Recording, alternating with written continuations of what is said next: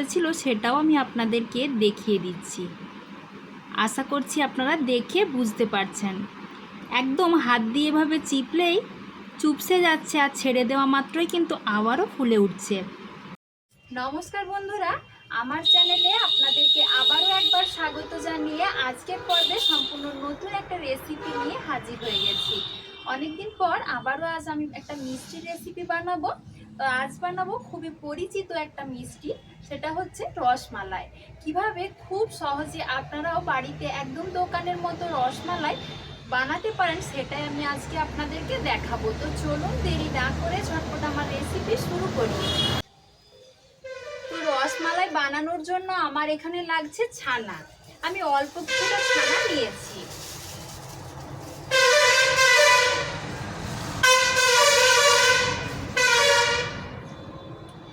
আমার এখানে ছানাটা দোকানের কেনা। আপনারা চাইলে কিন্তু ছানাটা বাড়িতে বানিয়েও ছানার রসমালাইটা বানিয়ে নিতে পারেন। তো ছানাটা কিন্তু বাড়িতে বানালে আপনারা ভালোভাবে কিন্তু জলটা ঝরিয়ে নেবেন, তবে এমনভাবে জলটা ঝরাবেন যাতে একদম শুকনো না হয়ে যায়। সেক্ষেত্রে কিন্তু ছানার রসমালাইগুলো একদম শুকনো শুকনো লাগবে, খেতে ভালো লাগবে না। ছানাটার সাথে খুব সামান্য পরিমাণে একটু ঘি দিয়ে দিচ্ছি, এতে করে খুব সুন্দর একটা ফ্লেভার আসবে। চাইলে এটা আপনারা দিতেও পারেন বা নাও পারেন, তবে দিলে বেশ ভালো লাগবে। এবার ছানাটা হাত দিয়ে খুব ভালো করে একটু সময় নিয়ে মেখে নেব, যাতে ছানাটা একদম মসৃণ হয়ে যায়, দানা দানা অংশ একদমই না থাকে। তো দেখুন বন্ধুরা, ছানাটা কিছুক্ষণ এইভাবে মেখে নিয়েছিলাম। এখন আগের থেকে ছানাটা কতটা মসৃণ হয়ে গেছে। এইভাবেই মেখে নিতে হবে। অনেকক্ষণ সময় ধরে মাখলে কিন্তু ছানার একটা তেল তেলে ভাব সেটা কিন্তু চলে যাবে, তখন কিন্তু আবার মিষ্টিটা বানালে খেতে ভালো লাগবে না। তাই যখন দেখবেন যে দানা দানা অংশগুলো আর নাই, একদম মসৃণ হয়ে গেছে, তখন কিন্তু আপনারা বুঝবেন যে এটা ঠিকঠাকভাবে মেখে নেওয়া হয়ে গেছে।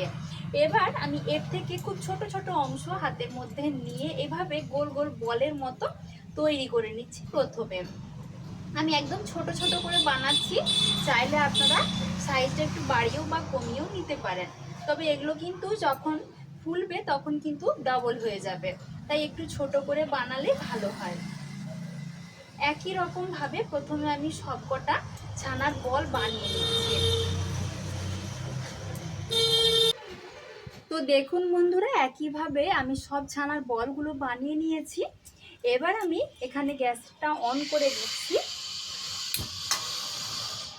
আর এখানে নিয়ে নিয়েছি প্রায় 1.5 বাটি মতন জল। এবার এর সাথে দিয়ে দেব চিনি। প্রথমে আমি এখানে একটা চিনি সিরা বানিয়ে নেব। আমি এখানে যে বাটির মাপ করে 1.5 বাটি মতো জল নিয়েছি, সেই বাটির 1 বাটি মতো চিনি দিয়ে দেব। এখানে একটু জলের পরিমাণটা বেশি রাখতে হবে, তবেই কিন্তু এই রসগোল্লাগুলো সুন্দরভাবে আপনারা স্টিম করতে পারবেন, আর না হলে কিন্তু রসগোল্লাগুলো শক্ত হয়ে যাবে, খেতে একদম দোকানের মতো লাগবে না। এবার এটা কিছুক্ষণ ফুটিয়ে নিচ্ছি। তো দেখুন বন্ধুরা, এখানে কিন্তু চিনি আর জল সুন্দরভাবে মিশে গেছে। এখানে খুব বেশি চটচটে রসের কিন্তু প্রয়োজন নেই, শুধু এটা ফুটে গেলেই হবে। এই ফুটন্ত চিনি শিরার মধ্যে আমি এই ছানার বলগুলো একটা একটা করে দিয়ে দেব।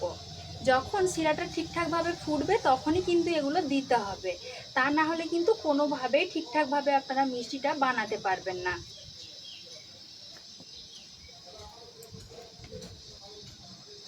তো আমি সব ছানার বলগুলো এখানে দিয়ে দিয়েছি। এবার ওপর থেকে একটা ঢাকা দিয়ে দিচ্ছি, তারপর হাই ফ্লেমে এইভাবে বেশ কিছুক্ষণ ফুটিয়ে নেব। তো দেখুন বন্ধুরা, এইভাবে আমি 3-4 মিনিট মতো হাই ফ্লেমে ফুটিয়ে নিয়েছি। এবার একবার ঢাকাটা খুলে আপনাদেরকে দেখিয়ে দিচ্ছি যে মিষ্টিগুলো কেমন হয়েছে।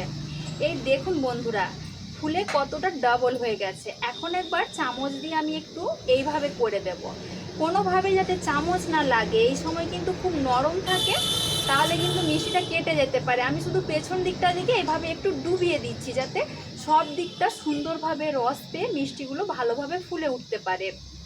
তো আবার ওইভাবে ঢাকা দিয়ে কিছুক্ষণ রেখে দেব।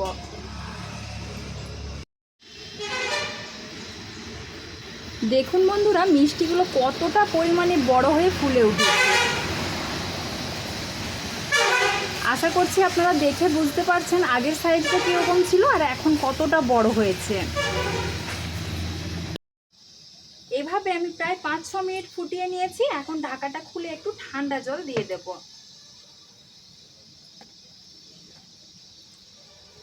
কিছুটা জল দিয়ে দিচ্ছি।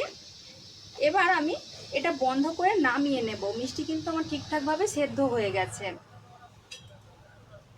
আপনারা কি করে বুঝবেন যে মিষ্টিটা ঠিকঠাকভাবে তৈরি হয়েছে সেটাও আপনাদেরকে দেখিয়ে দিচ্ছি। একটা যে কোনো পাত্রে বা বাটির মধ্যে অল্প কিছুটা জল নেবেন। তারপর একটা মিষ্টি এভাবে তুলে জলের মধ্যে দিলে যদি দেখেন যে জলের মধ্যে ডুবে রয়েছে, তাহলে কিন্তু বুঝে নিতে হবে যে মিষ্টিটা ঠিকঠাক মতন সেদ্ধ হয়ে গেছে। এই দেখুন বন্ধুরা, আর মিষ্টিটা কতটা নরম সেটা আশা করছি আপনারা দেখে বুঝতে পারছেন, একদম তুলোর মতো নরম। এই দেখুন বন্ধুরা, এখন ভীষণ গরম আছে সেজন্য হাত দিতে অসুবিধে হচ্ছে। তো এইভাবে আমি একটুক্ষণ রেখে দিচ্ছি, তারপর আমি রসটা থেকে ছেঁকে তুলে নেব। তো দেখুন বন্ধুরা, এবার যেহেতু রসমালাই বানাবো সেজন্য আমি এখানে অন্য একটা জায়গার মধ্যে আরও হাফ লিটার মতো দুধ আগের থেকে জাল দিতে বসিয়ে দিয়েছিলাম। দুধটা কিন্তু বেশ সুন্দরভাবে অনেকটাই গাঢ় হয়ে গেছে। এবার দুধের মধ্যে আমি কয়েকটা জিনিস মিশিয়ে দেব। যখনই দেখবেন যে দুধটা ফুটতে ফুটতে এভাবে ঝড়ের মতো পড়ছে, তখন কিন্তু আপনারা যে কোনো চামচ দিয়ে সরটা এর সাথে মিশিয়ে নেবেন। তাহলে কিন্তু সেই রসমালাইটার স্বাদ অনেক বেশি সুন্দর হবে আর দুধটা খুব সহজে কিন্তু গাঢ় হয়ে যাবে। এবার আরও কিছুক্ষণ এভাবে ফুটতে দিচ্ছি। এবার আমি এই দুধের সাথে দিয়ে দিচ্ছি 3 চামচ মতো চিনি। আপনারা যদি অনেক বেশি মিষ্টি খেতে পছন্দ করেন সেক্ষেত্রে কিন্তু চিনিটা আরেকটু বাড়িয়ে নিতে পারেন, তবে এগুলো কিন্তু একটু কম মিষ্টি হলে আমার মনে হয় ভালো লাগবে। এবার এর সাথে কিছুটা গুঁড়ো দুধ মিশিয়ে নিচ্ছি। গুঁড়ো দুধ দেওয়ার কারণে রসমালাইয়ের স্বাদ একদম দোকানের মতো হবে আর খুব তাড়াতাড়ি কিন্তু দুধটা ঘন হয়ে যাবে। এবার আমি গুঁড়ো দুধটা ভালো করে দুধের সাথে মিশিয়ে নিচ্ছি, যাতে কোনোভাবেই দলা দলা বেঁধে না যায় সেদিকে কিন্তু একটু খেয়াল রাখবেন। এখানে কয়েকটা কেশর দিয়ে দিচ্ছি, এতে করে দুধের মধ্যে একটা সুন্দর কালারও আসবে আর দুধের একটা সুন্দর ফ্লেভারও লাগবে, খেতে কিন্তু অনেক বেশি সুন্দর লাগবে। আপনাদের কাছে যদি থাকে তো দেবেন, না হলে কিন্তু এর পরিবর্তে আপনারা কয়েকটা এলাচ ফাটিয়েও দিতে পারেন।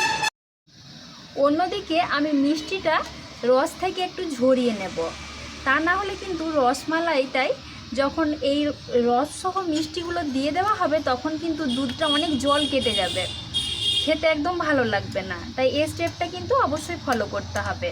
আমি সেজন্য একটা বড় স্ট্রেনার নিয়ে নিয়েছি আর তার মধ্যে গরম মিষ্টিগুলো তুলে নিচ্ছি, তারপর টিপে টিপে একটু রসটা ঝরিয়ে নেব।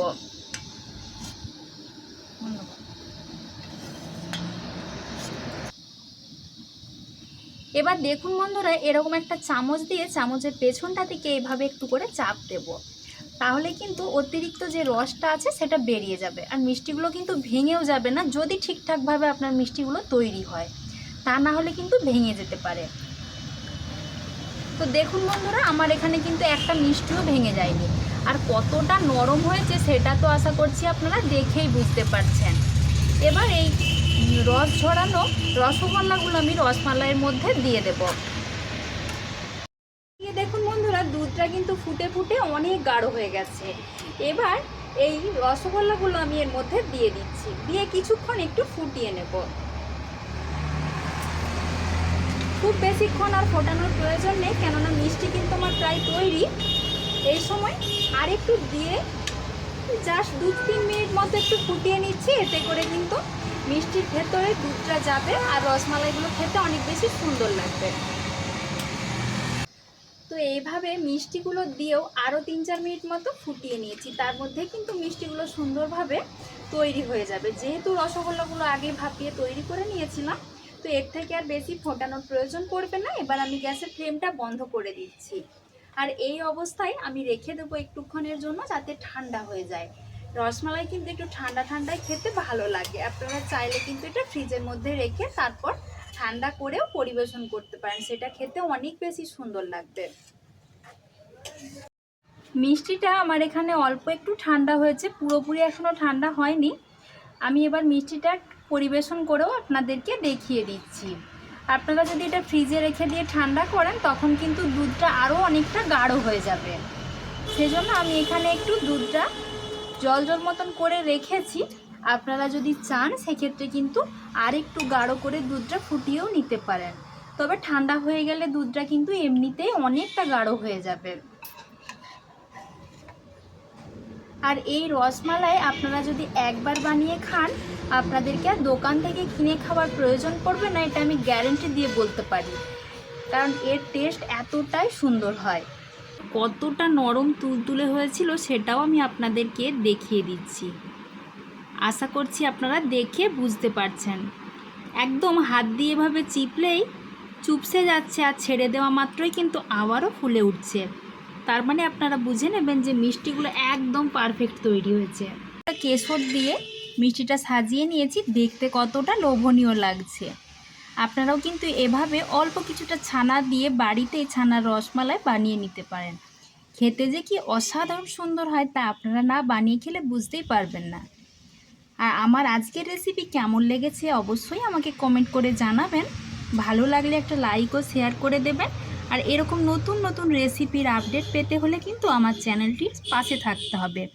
অবশ্যই চ্যানেলটিকে সাবস্ক্রাইব করে আমার পাশে থাকবেন। আজকের মতো এ পর্যন্তই। সবাই ভালো থাকবেন, সুস্থ থাকবেন। দেখা হচ্ছে পরের ভিডিওতে। ধন্যবাদ।